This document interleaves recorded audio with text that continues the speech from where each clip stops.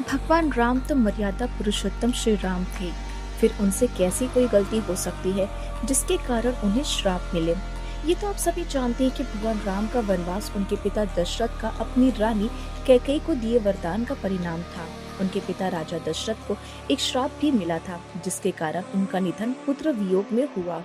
भगवान राम को श्राप मिलने के बारे में कम ही जिक्र मिलता है, लेकिन ऐसा हुआ और जब यह श्राप फलीभूत हुआ तो युग परिवर्तन का कारण भी बना। चलिए जानते हैं कि भगवान राम को मिले इस श्राप के बारे में। भगवान राम को ये श्राप उनके वनवास के दौरान मिला। श्राप उन्हें किष्किंधा कांड के दौरान मिला। ये रामायण का वो हिस्सा है जिसमें भगवान राम की अपनी परम भक्त हनुमान से भेंट होती है। इसी दौरान उन्हें सुग्रीव मिलते हैं और उनके बड़े भाई बाली के अत्याचारों के बारे में जानकारी मिलती है।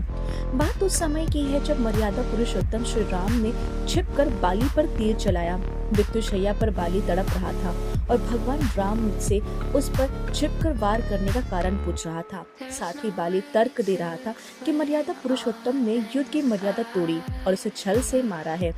तब भगवान राम ने बाली से कहा कि ये प्रदेश अयोध्या राज के अंतर्गत आता है और यहाँ अन्याय करने वालों को दंड देने का अधिकार राजा को है।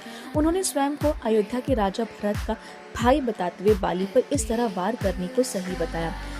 बाली तो मान गया और मृत्यु को प्राप्त हुआ, लेकिन बाली की पत्नी तारा से ये दुख सहन नहीं हुआ।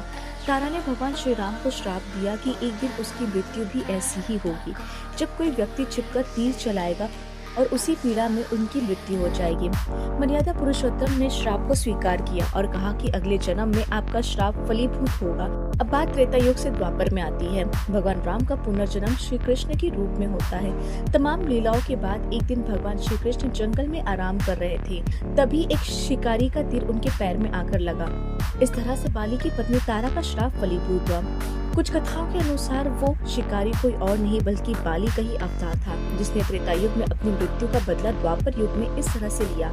पैर में तीर लगने के बाद श्री कृष्ण गोलोक चले गए। इसी तरह से कई ग्रंथों में कहा गया है कि भगवान के लौटने के साथ ही कलयुग ने अपना प्रभाव बढ़ाना शुरू कर दिया और युग परिवर्तन हो गया।